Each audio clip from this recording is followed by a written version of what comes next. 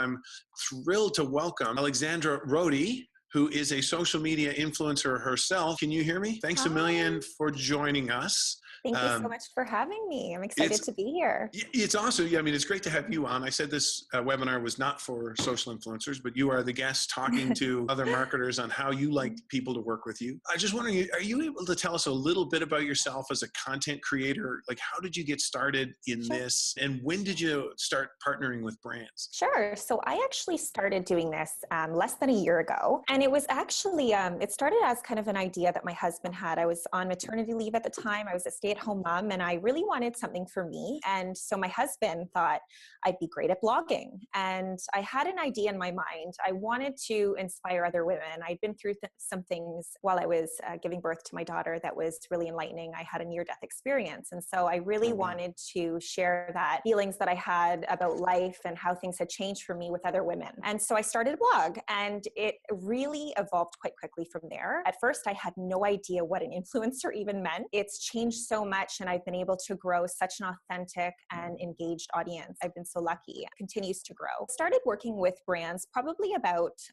6 months ago. Okay. And I've been lucky enough to partner with some incredible brands. I continue to build those relationships and I'm working with some new brands now that have presented such amazing opportunities for me. That's a little bit about my history and how Wow. I got to this point. So it's So really you had a pretty powerful personal story to tell on social cool. media, and through that, just amassed a big audience and became a creator. And now you're sort of doing this quite regularly, right? You're working with brands quite often. Yes, I am. Been fantastic. Okay, so for the people, we'll need to assume everyone watching at home is a marketing person inside of a brand. Okay. So when they want to reach out to someone like you to work with them, what are the things they should do? What are the things they shouldn't do?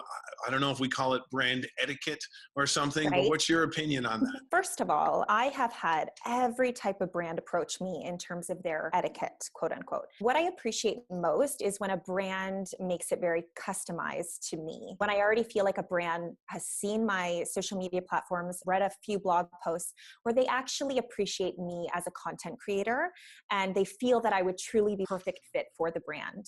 What I don't love is when I get an email that's clearly just a copy and paste email. It has no relevance to me personally. And I just feel it's not personalized. That's kind of the basis of what I like and don't like. Okay, that's great to hear. Has there been any hilarious, like, do you have any funny stories of brands that were just completely ridiculous when they reached out to you? One brand that reached out to me recently and used another name, and they thought they referred to my region, and they said that they were needing someone in California, which of course I don't live in California, and the name was wrong, and just the whole thing was wrong. Okay. And so those types of things that you really have to be careful in the marketing team, and if you're reaching out to influencers, just make sure you get it right because it can be a real turnoff. That's good to know. And then when it comes to compensation, this is probably the Yeah. most common question we get. How much should I budget for this campaign? Why does this influencer cost $2,000 and this influencer cost $200? What do you think brands should keep in mind when they're trying to navigate influencer compensation? As you said, John, it's such a tricky thing to navigate because it is all over the place. But I would say, as a brand, definitely value the content creator's time, as you said. I think that in terms of a compensation, it has to be fair and realistic in terms of approximate hours that the influencer will be investing in something. For example, if you want a 700-word blog post, that's going to take significantly more time than just doing an Right. Instagram story. You and your clients tend to talk in terms of hours or just rate? I develop my rate through thinking Okay. about how many hours it would Right. take for me to invest in this brand. I do Okay. have a rate sheet, and so often at times I send that to the brands involved. And that's most of the time with influencers, you can negotiate a little bit. So keep that in mind. But I'll give you an example. There was a pen company that wanted to hire me to do content creation for them. They were going to send me a box of pens, and they wanted 3 Instagram stories, a full blog post, and 3 Instagram posts as well. And so that's a lot of time for me to get a box of pens. As a brand, reasonable.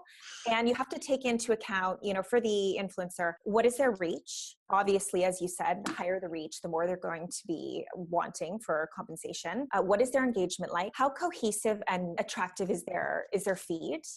There's so many things that go into developing a rate sheet for an influencer. Wow. Okay. So not a box of pens as compensation. That's Exactly. great. Any final thoughts on what you think brands should be doing to foster this successful partnership, maybe one that goes beyond just one campaign? Yeah, absolutely. I think that it's really important to remember that if you can find an amazing influencer that's a micro influencer, they will be growing reasonably quickly. And so if you can develop a strong partnership from the get-go with them and offer them opportunities and try and keep that relationship going, check in with them, see if what's going on in their world.